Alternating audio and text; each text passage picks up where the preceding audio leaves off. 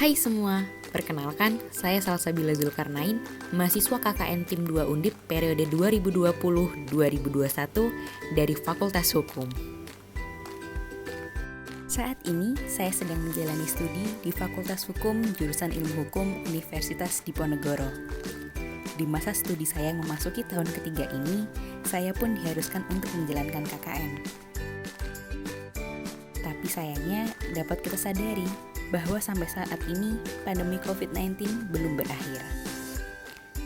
Berawal dari situlah, KKN Tim 2 Undip periode 2020-2021 menerapkan KKN pulang kampung yang mana mengharuskan setiap mahasiswanya untuk melaksanakan KKN di tempat tinggal mereka masing-masing. Pada kesempatan kali ini, lokasi KKN saya bertempat di Desa Pedurungan Kidul. Pedurungan Kidul merupakan suatu wilayah yang terdapat di Kecamatan Pedurungan, Kota Semarang. Wilayah Desa Pedurungan Kidul sendiri cukup luas, yaitu kurang lebih 181 hektar dengan jumlah RT sebanyak 69 dan jumlah RW sebanyak 12. Adapun fasilitas umum yang terdapat di Desa Pedurungan Kidul sendiri cukup lengkap. Mulai dari sekolah anak, tempat berbelanja atau pasar, lapangan terbuka yang dipergunakan untuk berolahraga, sampai dengan tempat beribadah. Tetapi sayangnya, fasilitas umum tersebut sekarang sedang dibatasi penggunaannya dikarenakan adanya pandemi COVID-19 ini. Pada kondisi pandemi COVID-19 ini, kita sebagai masyarakat sudah seharusnya sadar bahwa menjaga kebersihan tangan adalah hal yang wajib dilakukan. Apalagi jika kita mengingat bahwa COVID-19 ini menular dari manusia satu ke manusia lainnya melalui kontak erat dan droplet. Menjaga kebersihan tangan ini tidak selalu harus menggunakan air yang mengalir saja, tetapi juga dapat dilakukan dengan menggunakan hand sanitizer. Namun sayangnya, penggunaan hand sanitizer yang tersedia di lingkungan masyarakat Pedurungan Kidul ini masih mengharuskan orang-orang untuk memencet botol hand sanitizer agar cairan hand sanitizer tersebut keluar.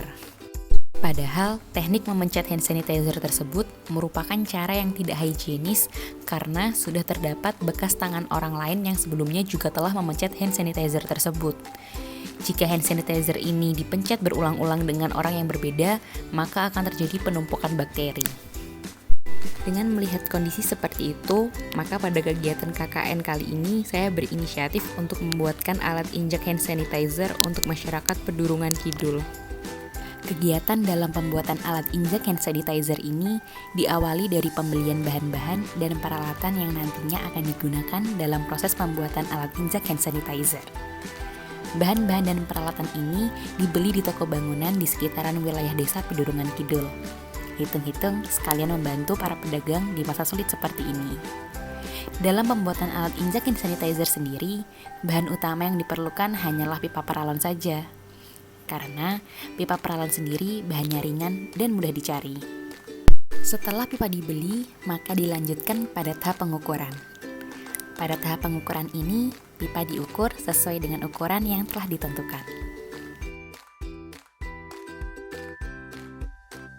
Setelah proses pengukuran selesai, maka proses dalam pembuatan alat injak hand sanitizer ini akan dilanjutkan pada tahap pemotongan pipa.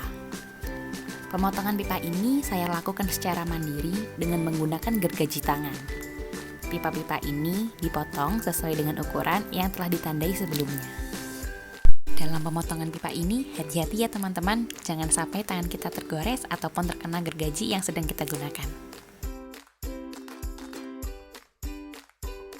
Nah, seperti inilah hasil pipa yang telah dipotong. Yuk, sama-sama disimak bagaimana cara merakit pipa tersebut agar dapat dijadikan sebagai alat injak hand sanitizer. Yang pertama, pipa yang seperti ini akan dirakit bersamaan dengan pipa siku. Pipa ini nantinya akan dijadikan sebagai kaki dari alat injak hand sanitizer tersebut. Yang kedua, pipa yang seperti ini akan dirakit bersamaan dengan pipa siku dan pipa T. Pipa ini nantinya akan dijadikan sebagai sambungan dari kaki alat injak hand sanitizer tersebut.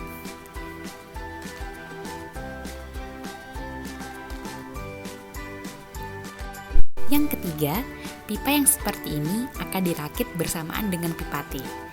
Pipa ini nantinya akan dijadikan sebagai tiang dari alat injak hand sanitizer tersebut.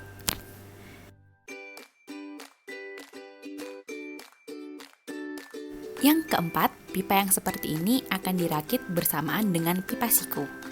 Pipa inilah yang nantinya akan dijadikan sebagai pijakan dari alat injak hand sanitizer tersebut. Nah, seperti inilah bagian-bagian pipa yang sudah dirakit sebelumnya. Yuk sama-sama dilihat bagaimana pipa-pipa ini disatukan untuk dijadikan sebagai alat injak hand sanitizer.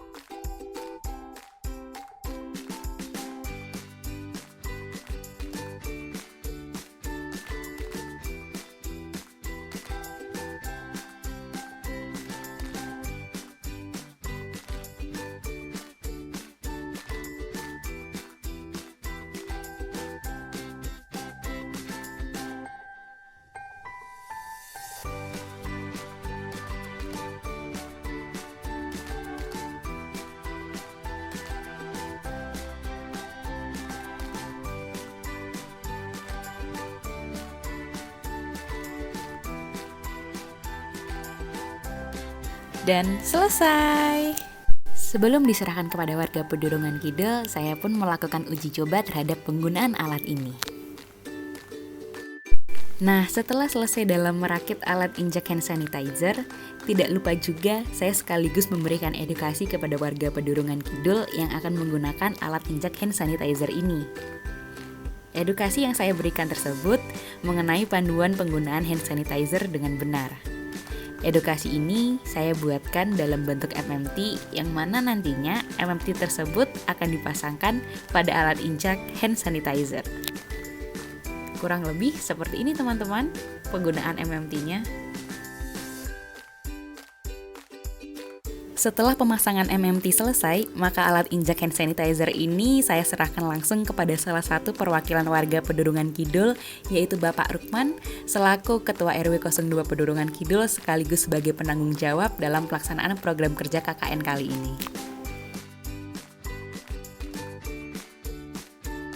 Tidak berhenti sampai dengan membuat alat injak hand sanitizer saja, namun kegiatan KKN saya lanjutkan dengan melakukan sosialisasi terhadap peraturan hukum mengenai pemberlakuan pembatasan kegiatan masyarakat atau PPKM darurat di wilayah Jawa dan Bali. Adapun media sosialisasi yang akan saya gunakan adalah dengan melalui poster. Sebelum saya melakukan sosialisasi, terlebih dahulu saya mencetak poster tersebut di sebuah percetakan di wilayah desa Pedurungan Kidul. Sosialisasi mengenai peraturan PPKM darurat di wilayah Jawa dan Bali ini saya berikan secara langsung kepada salah satu warga desa Pedurungan Kidul. Adapun dalam pemberian sosialisasi ini, saya tetap menerapkan protokol kesehatan yang ketat demi melindungi keselamatan bersama. Namun saya sadar bahwa sosialisasi secara langsung pada masa pandemi COVID-19 ini tidak dapat berjalan secara optimal. Oleh karena itulah, sebagai bentuk optimalisasi terhadap program sosialisasi saya, akhirnya saya beralih untuk memanfaatkan teknologi yang sehari-hari kita gunakan, yaitu melalui WhatsApp. Kegiatan sosialisasi pada media WhatsApp ini dilakukan secara online dan dapat diakses dari rumah masing-masing warga tanpa harus bertemu dengan saya. Selain itu, dengan menggunakan media WhatsApp sendiri, semua warga Pedurungan Kidul yang tergabung dalam WhatsApp grup tersebut dapat secara bersamaan mendapatkan informasi sosialisasi dari saya. Hal ini tentunya mempermudah dan mempersingkat waktu. Dalam menggunakan media WhatsApp ini, apabila terdapat suatu perubahan peraturan PPKM darurat, saya juga langsung dapat menginformasikan terkait updatean hal tersebut. Rasanya, saya senang sekali dapat menjalankan KKN di wilayah desa Pedurungan Kidul. Masyarakat di sini begitu antusias menerima kehadiran saya sebagai mahasiswa KKN dan selalu mendukung apapun program kerja yang saya lakukan secara penuh. Saya ucapkan terima kasih banyak kepada seluruh masyarakat Desa Pedurungan Kidul yang telah berpartisipasi secara aktif dalam program kerja saya. Semoga ilmu yang saya berikan dapat bermanfaat bagi kehidupan selanjutnya.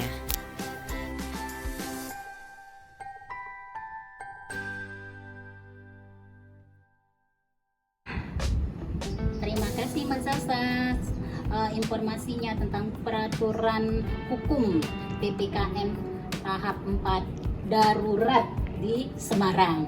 Semoga informasi ini bermanfaat untuk lingkungan di sekitar kita masing-masing. Terima kasih. Terima kasih bagi saya pribadi, kakak-kakak dari Undip ini. Alhamdulillah kami memang saat ini banyak sekali tugas-tugas yang diselesaikan, dan kebetulan mahasiswa KKN Undip ada di sini. Kami senang bisa membantu kegiatan-kegiatan di wilayah Pedurungan Kidul, khususnya masalah COVID. Di sini memang banyak sekali kegiatan seperti pembagian sembako.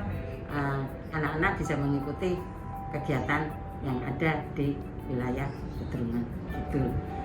Pesan kami, adik-adik semua KKN ini, jaga kesehatan, jangan sampai kena COVID, jangan sampai kena yang tidak diharapkan keluarga, pribadi keluarga panjenengan semua.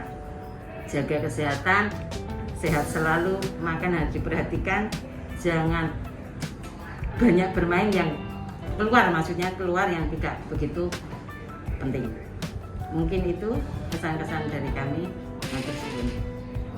Kami selaku 3 pilar, ada Bulura, Babinsa, Babin Kaptitmas, intinya terima kasih atas sumbangsih Sabelan yang ikut